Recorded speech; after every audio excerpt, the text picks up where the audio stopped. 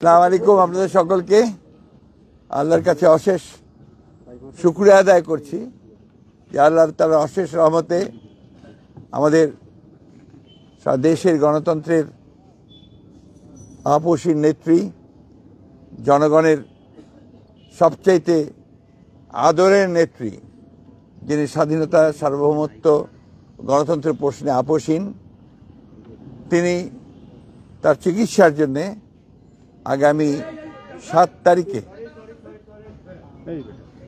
7 তারিখে তিনি সম্ভবত রাতে তিনি লন্ডনের উদ্দেশ্যে যাত্রা করবেন তার চিকিৎসার জন্যে। সেই কারণেই আমরা জাতীয় স্থায়ী কমিটির সকল সদস্য আমরা আজকে এসেছিলাম তাকে বিদায় শুভেচ্ছা জানাতে, এবং সেই সঙ্গে আমরা তার সঙ্গে আলাপ করেছি এবং কথা বলেছি, এবং পরম করুণাময় আল্লাহ তাআলার কাছে এই দোয়া চেয়েছি আমরা যে আল্লাহ তাআলা তাকে যেন সম্পূর্ণ সুস্থ করে আবার আমাদের মাঝে, দেশের মানুষের মাঝে ফিরে নিয়ে আসেন, এবং আমাদের যে গণতন্ত্রের জন্য যে আমাদের সংগ্রাম চলছে সেই সংগ্রামে তিনি নেতৃত্ব দেন এবং সেই সংগ্রামকে সফল করেন। বাংলাদেশের মানুষেরও সেই প্রত্যাশাই আমরা আল্লাহ তাআলার কাছে এই দোয়া করছি যে তার এই যাত্রা যেন সফল হয়, তিনি সুচিকিৎসা করে আবার আমাদের মাঝে ফিরে আসতে পারেন। এই বিষয়ে আরোগুলো আলাপ হয়েছে, আমাদের সেই রকম কোনো ধরনের রাজনৈতিক আলোচনা হয়নি।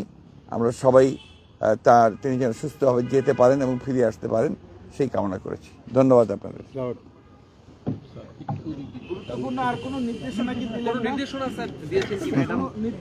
নির্দেশনা দিয়েছেন যে একসাথে কাজ করো, জনগণের পক্ষে কাজ করো, গণতন্ত্রের পক্ষে কাজ করো।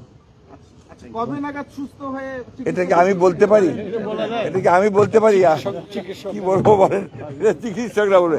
আমরা আশা করি যে খুব শীঘ্রই তিনি চিকিৎসা শেষে ফিরে আসবেন। ভাই বলো না কোন দিক দিয়ে যাবো? ওই দিক দিয়ে গেলে পরে এদিক দিয়ে যান, ওই দিক দিয়ে বলতেছেন তো। বুড়ো হয়ে গেছে, পায়ের জোর কমে গেছে। আমার গাড়ির ভিতরে আপনি যান, ভিতরে যান।